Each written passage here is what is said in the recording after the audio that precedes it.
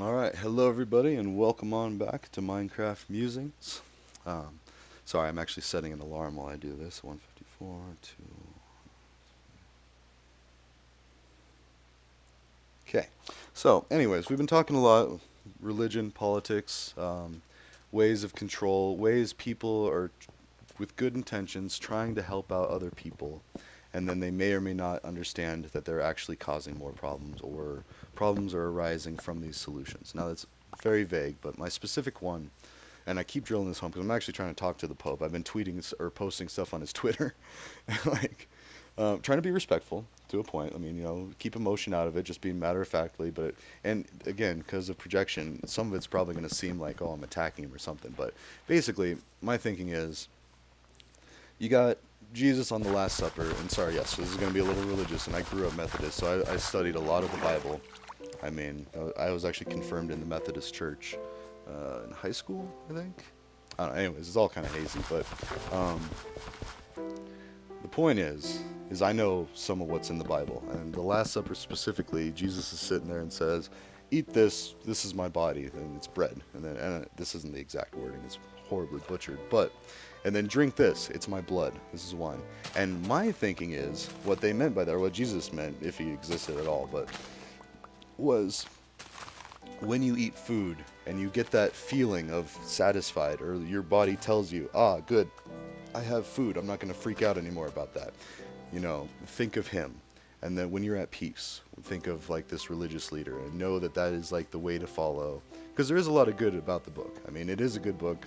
It's not the best book. I mean, I'd say Douglas Adams' Hitchhiker's Guide to the Galaxy is a better one, but just because it's more thought-provoking. But that's not fair because the Bible's very intricate and there's a lot of books to the Bible. But anyways, my point is substance use and substance abuse in America. That's the specific problem that I'm trying to solve with this project right here. Because in America, alcohol is not only legal, it's encouraged and it's almost mandatory. Like you almost have to party to be considered a true American, a true red-blooded American, like good old boy or a good, a country girl or or even just a respectable American. You have to have alcohol. Now, and it is fun. I'm not gonna lie. Like alcohol, the effect that it does on you, and this is from like a rehabilitation therapist standpoint, which I have a little experience in that. No formal training, but and we'll get into that one day. But I do have experience with substance use and substance abuse from a medical side, from what's going on in your brain, like the actual receptors and stuff. But as far as sorry, I say that I'm not no expert either, but alcohol. Now, I've studied this a lot personally, as myself as a test subject. I drank a lot. And I can tell you exactly what it does. It makes you bolder. It kind of like dampens parts of your brain that would normally protect you against looking too foolish or, acting too brash or acting violent even. Like, alcohol deadens your senses. It shuts off parts of your brain. And that's why it feels silly. Like, haha, I feel like a kid again, back when, my brain was fresh and new and wasn't all configured and all this. Like, a clean slate. Like, it's so refreshing or whatever. But that's basically what alcohol is doing.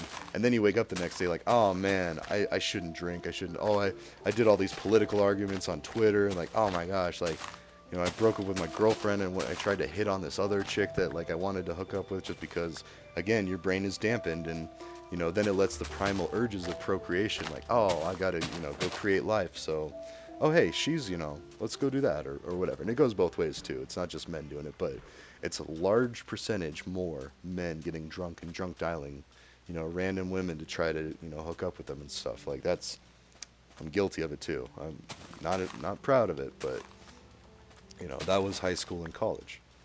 Well, there's also another thing going on in college, but we'll talk about that one day.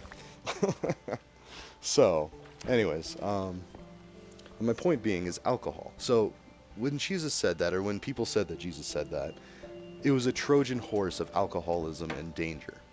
Now, hold on. Let's get good and ready for this. So, what I mean by a Trojan horse is when Jesus meant by it, at least what I think is that, be at peace, take a break, pat yourself on the back, and when that happens, think of me.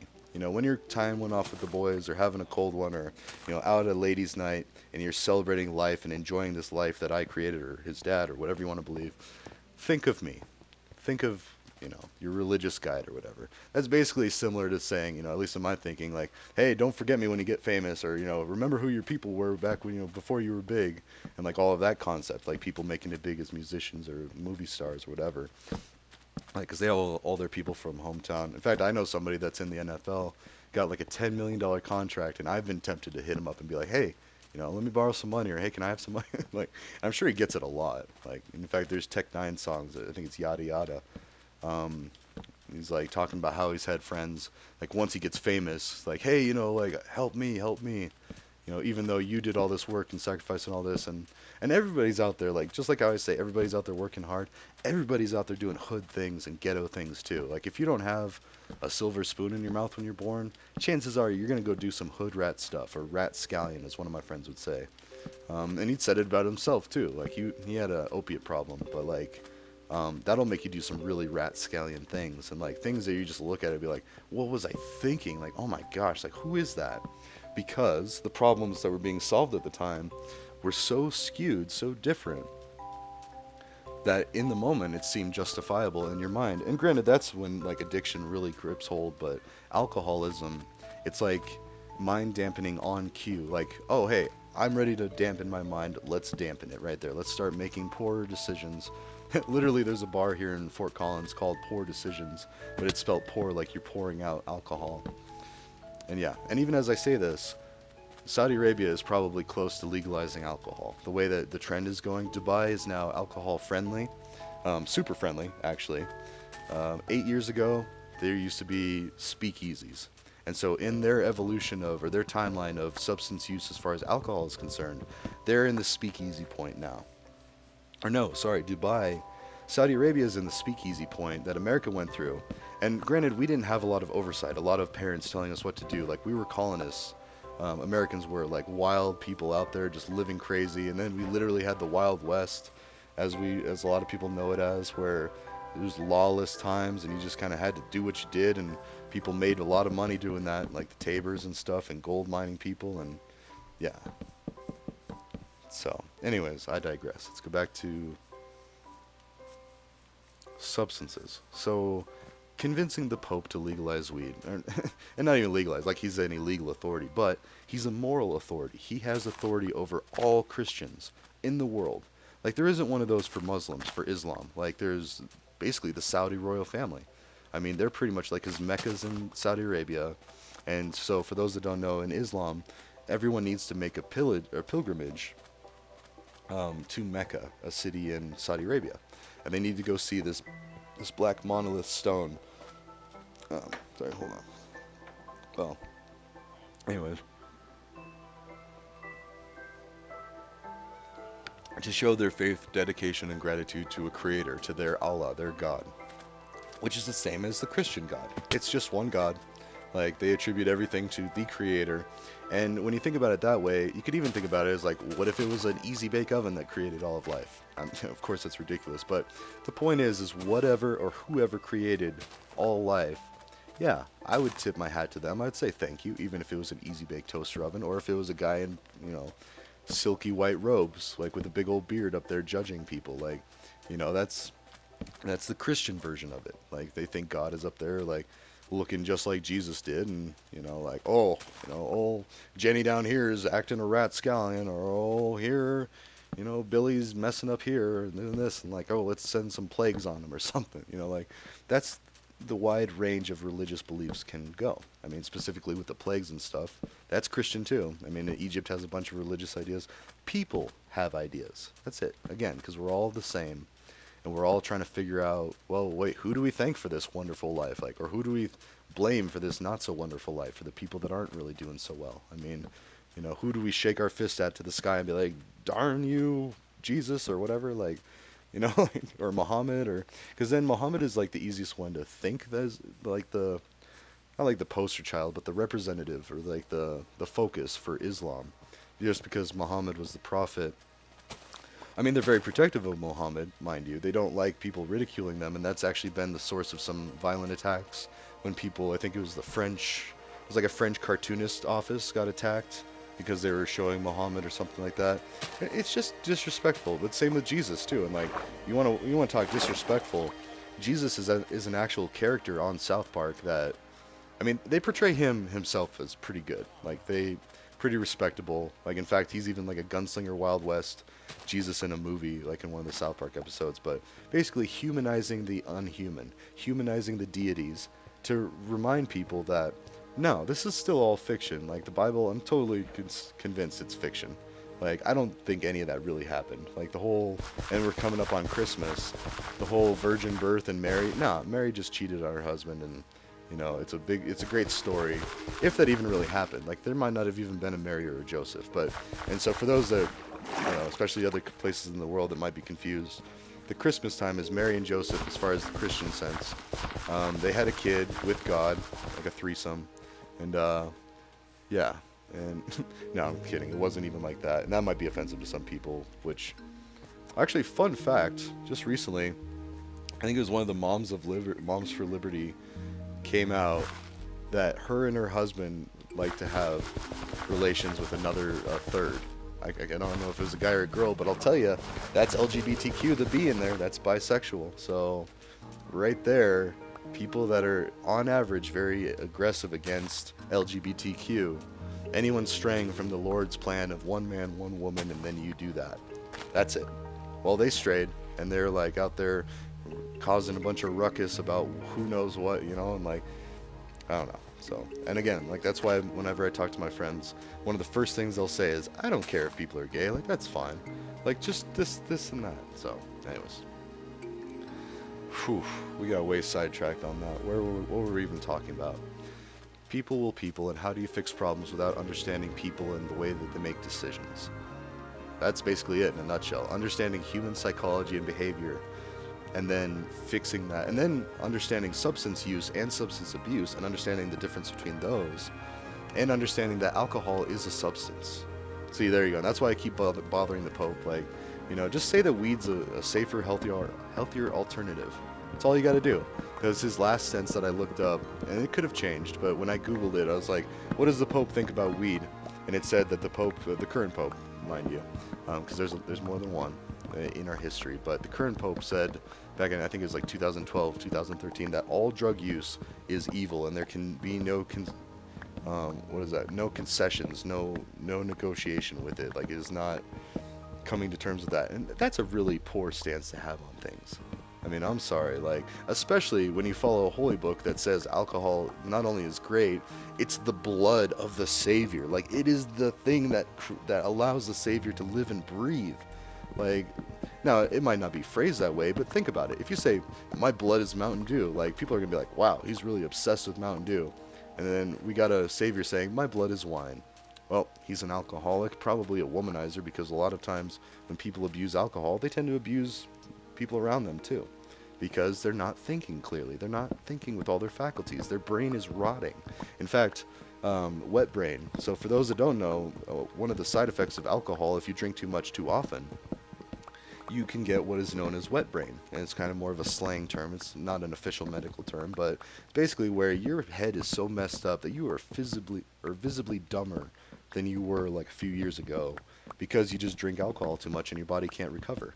It can't heal itself from the damage being done from drinking rotten liquid that has gone bad. Like that's, now, like, again, alcohol is all fine and good. It's fun, people should be able to experience. You should have the freedom to do that. I believe in that. But people should have the freedom to also experience cannabis.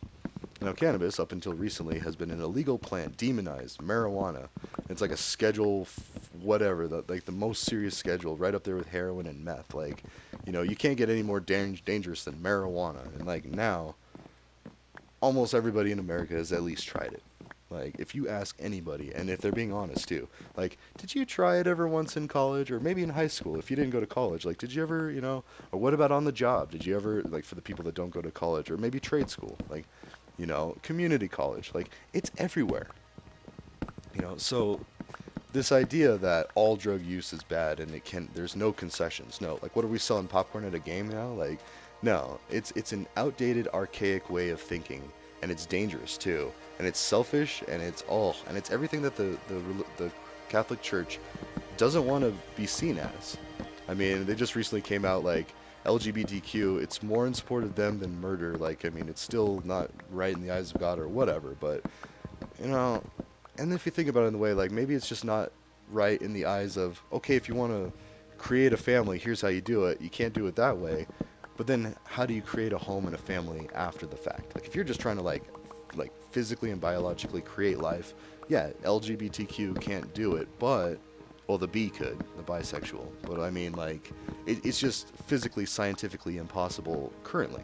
Maybe it'll change in the future, but so I feel like that's a lot of what the Bible's saying. Not like that it's evil and like how dare you and impose shame on them. Like, no, what, why, like, and how much is it bothering you too? Like, if someone's out being gay somewhere, like, and not being like a lot of people, I don't know, I don't even want to get into that. Like, I feel like everybody can change back and forth. Like, I think it's more fluid, like, even that. Like, I don't think someone's born like, oh, I'm gay, or oh, I'm straight. Like, no, I think like everybody with the right situation could potentially change stances on that. But anyways, I digress with that.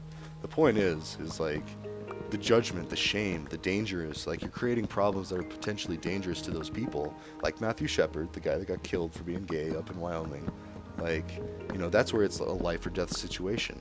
And even if it doesn't get to that point, that situation of critical, like it's still bad. Like if you judge somebody, and it could just be confusion too. If you look at somebody who's very openly or boisterously gay or lesbian, like I guess gay is kind of like both, but um, okay. Like a good example of how much people in Buena Vista didn't care or still don't, and we're most of the people up there are hardcore Trump supporter MAGA. Like I'll remind you again there. Like so that's kind of the caliber of like what's going on. But there's a good example of why they're not all that bad. Because okay, so we had a lesbian for a music teacher in elementary school. She was awesome. A lot of people loved her. I don't think I ever saw one person act judgmental, rude to her, mean, or anything. And she had to say like my partner or something. It couldn't be wife because I don't think it was legal at that time. And now it is. Now we got a gay governor, an openly gay um, governor. And again, I think that's all just like labels. I mean, but he's openly in support of people loving who they want and being able to marry who they want. And that's our leadership. That's the top of the food chain as far as our politics go. You know, Governor Polis, he's an awesome dude. He's a gamer too. I mean, he's very outspoken about like supporting video game enthusiasts, which is basically everybody once if they have the means to do so. Like it's human nature to look at these video games and be like, "Oh, this is so cool." Like you don't put a video game in front of somebody unless they're really having a bad day or something. Like, "Oh, I hate this" or whatever. Maybe, some of the older people just cuz they're not as exposed to it are a little more averse to gaming, but like our governor, gay gamer. Like that's the best way to describe him. He's awesome. Like it's cool. So, and I say that because in Buena Vista we had that, and at my church we had a woman pastor. So for Christianity, for a woman to be speaking, that was kind of, whoa, really? Not just speaking, she was the top of the food chain for that church. She was the head honcho. She was the head person, the head human, and it was awesome. And I thought she was a lesbian. A lot of us did. And the reason I say that is because we didn't care. We just went with it. We were like, all right, cool. I mean, she's in charge. She loves women. She's a woman. Like, awesome. That does not affect me any way, shape, or form. I'm still showing up to try to be a good person and learn how to treat other people right and not be a prick. That's basically what religion is. I mean, don't be a prick. That's it. So, and then we end up being pricks accidentally because of things like, well, the rule book says you're not supposed to be gay. Like, okay, and I think there's the actual passage. I'd be interested to see how much is actually mentioned in the Bible and the severity. Like, if you could rate a ranking or a scale to it, like we do with literally everything else in computer science and gaming and programming, and like you have a weighted scale in order to make decisions. Our artificial intelligence, our AIs, we're designing like this. Like, how relevant or how important is it that this particular issue gets addressed? Otherwise it's like making everything situation critical. Like, oh, how dare you? Let's destroy everything because you, I hate to say it, like you used my pronouns or you did this and that. Like, it's not life or death anymore. And I feel like people are projecting a little more insecurities unjustifiably. And that's one of the things that's one of my shortcomings. Like, and I'm working on that. I have pronouns on my work stuff, and I respect people's pronouns and all that. But when I see people lash out at other people, especially when I see that those other people are genuinely trying to make an effort, it's the people that just, nope, I'm not even going to make the effort. Then they can just say nothing. But And the only reason I bring any of that up, it is prickly. It's uncomfortable to talk about because even as I say that, I know that if certain people in my family were in the same room, they'd be like, oh, "How could you say that? How insensitive!" And it's like, no, no. I'm trying to figure out how people think and how we can stop people from ending up dead on the side of the road. Like, that's my concern. No. Or the gay club that got shot up in Orlando, I think it was. Like that cannot happen. Like that sort of thing. I mean, in any of the shootings, really. And all of it comes from misunderstandings. Whether it's misunderstandings from the hate spewed by Fox or misunderstandings from the hate spewed by Colbert Report. Ah, that's right. I couldn't leave out my Democratic friends because if you watch Stephen Colbert, it is a non-stop cluster of pro-Democrat, anti-Republican propaganda. Now, it's not as hate-centered as Fox, and I love Stephen Colbert because he originally got famous because he was an outspoken Republican on the Jon Stewart show. That was his shtick. That was his comedy bit. Hmm. He was like, "Yeah, go America" and all this, and like, making fun of people that are a little more maybe overly patriotic, overly concerned. And the reason they're overly patriotic is because they honestly think that we're at war right now. They honestly think that we're at war with LGBTQ.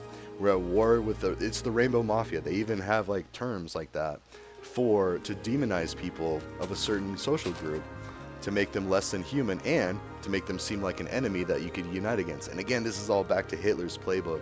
It's eerily similar. Anybody who's learned about World War II and Hitler, like, because I had to do book reports on stuff like that in school, like that was just required, and I paid attention when we learned about that in school. Not saying that other people are bad because they didn't pay attention, but they just need to be educated. I mean, if you didn't get it the first time, you can't just be like, oh well, whatever. Like, no, they still need to get that education. They just need to get it at a later date, like maybe watching videos like these. So, but the thing is Trump is legit following Hitler's playbook. The Republican Party and the Democrat Party, they both use Hitler's playbook. Ah, see, again, the Democrats in the audience are perking up like, wait, what? What are you talking about? Well, yeah, it's making mountains out of molehills and scaring the public into voting a certain way. The Democrats are not just as guilty, but they're definitely guilty of it. Misleading or incomplete info. And I learned this back when Elon did his little sneaky sneak on the X app, back when it was Twitter. And when he first bought it, he forced the left and the right to talk to each other. He basically said, you know what, figure it out. Like, stop being in your echo chambers, stop, this and that. And I loved it. I hated it at first. I was just like, oh, this is uncomfortable. Like, oh, I've got all these MAGA on my timeline now. Look at all this. Oh, Trump, I hate Trump. Like, and that's basically what a lot of Democrats were going through. And same thing with Republicans. They started seeing a bunch of pro-Biden stuff and like, oh, I hate Biden. Like, let's go Brandon. I hate them. All this. And like, so much to the point where I see some people like have the stickers on their cars like "Let's go Brandon," which means basically Mr. Biden, F you or whatever, like, or F you Biden is basically that's what it is. But and F you Trump, I would say that to his well, maybe not to his face. I'd probably get put in jail or something. But no, if I had no repercussions, I'd probably be like, hey man, you suck, and here's why. If I had your money, and that's the total Jim Carrey thing. Like, When Nature Calls, the very beginning of the movie, he's trying to save one lone raccoon from an animal shipment. And so there's this guy in the helicopter trying to save him. He's like, leave it, Ace. It's just one raccoon. And Ace Ventura's like, no, every life is sacred. Every animal needs to be saved. Like, and we do that with humans. Like, look at those wealthy people that went down in that submarine.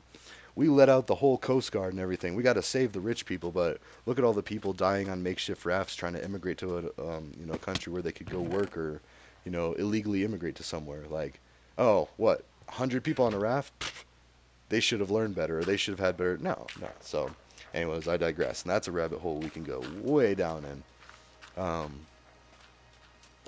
we don't have to. Sticking to the facts at hand, communication, why it's important in our politics, in our religion, because religion's not going away. Like, it's human nature to want to give thanks and appreciation to whoever's responsible for the good things in our life. That's human nature. We want to give thanks to that. We have a whole holiday of giving thanks for the things and the people in our life that has allowed for such a thing. Like, let's give thanks to, well, sorry, we won't go down there, because then you got the whole COVID thing, which freaked a lot of people out because a lot of like the right side media, specifically Fox. Let's be honest. It's all Fox and Colbert. Like, you know, Comedy Central and Fox. But Comedy Central isn't as blatant about it. But a lot of things on Comedy Central are just overly like, Republicans are jerks and be Democrat. Like, you know, and reasonably so with a lot of the things. Like I'm thinking about Jon Stewart. Whenever he was like going off on one, he'd have facts to support it, and he'd be like, "Well, this is why." And I'm pretty sure he's Jewish.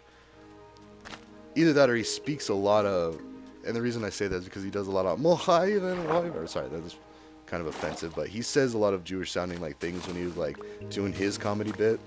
I mean, and so even if he's not Jewish, he's a very big sympathizer of Jewish people, and that's fine. That's totally fine. Like, given this current Palestine-Israel thing, like, ugh, it's so ugly, and like, and all the people on all the sides are just so mad about so many things, and in the confusion and communication or lack of communication, a lot of people are dying. So, well, let's back up a little bit.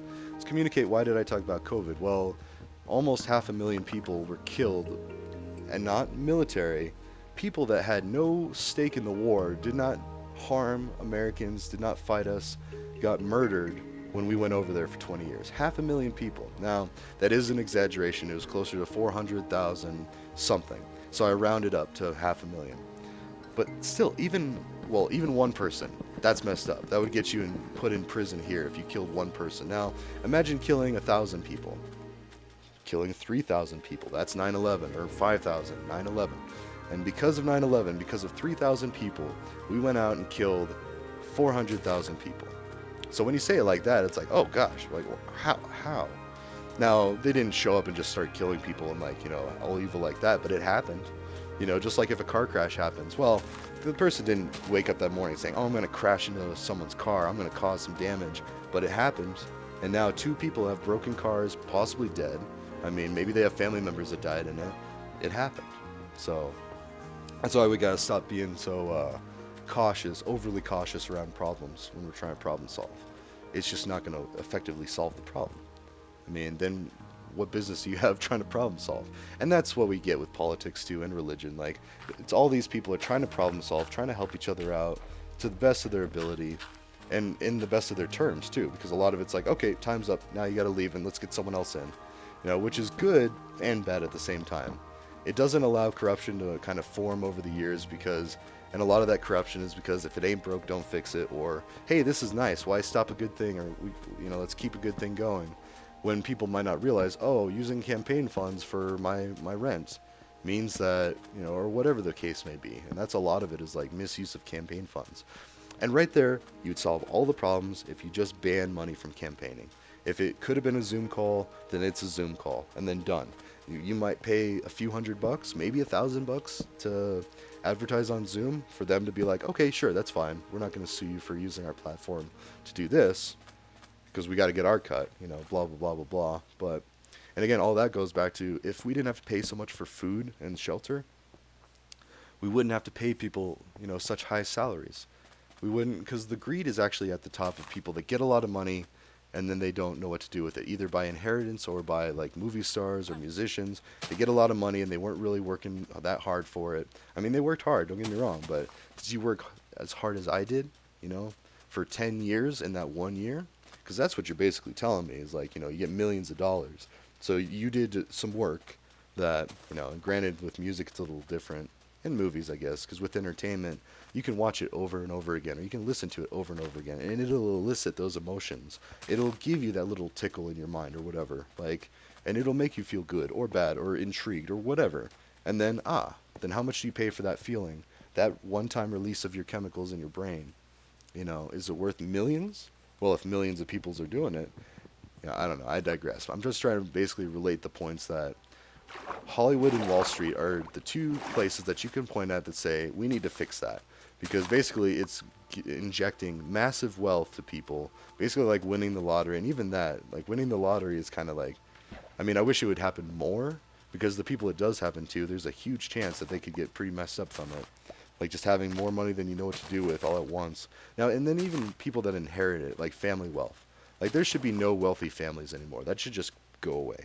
Like every wealthy family should just redistribute the wealth throughout their entire family, to where it's down to a reasonable level, like a few $1 million. Okay. No, that's the end of for this one. I'm actually going to take a break and go do some other things, but basically, that's where we're at. Is like wealth redistribution and making it to where people don't need that much money to live a happy, productive life. Because it's not just surviving. And that's what we've been problem solving up until this point for the most part. We've been making it to where people can survive. But now we need to make it to where people can thrive. This is the new age. This is the new world order, like whatever you want to call it. We're going to now start focusing on making everybody close to as happy as we are here. Now, and try to save them from some of the same problems and headache that we have here, like letting them work remotely or giving them the tools to allow businesses to function with people working remotely. That's a great one because then you're giving them the gift of what a lot of us are enjoying here in America, like being able to make decent money from home without having to spend your time, money, and effort on a car, your clothes, like all of this trying to go somewhere and travel your time.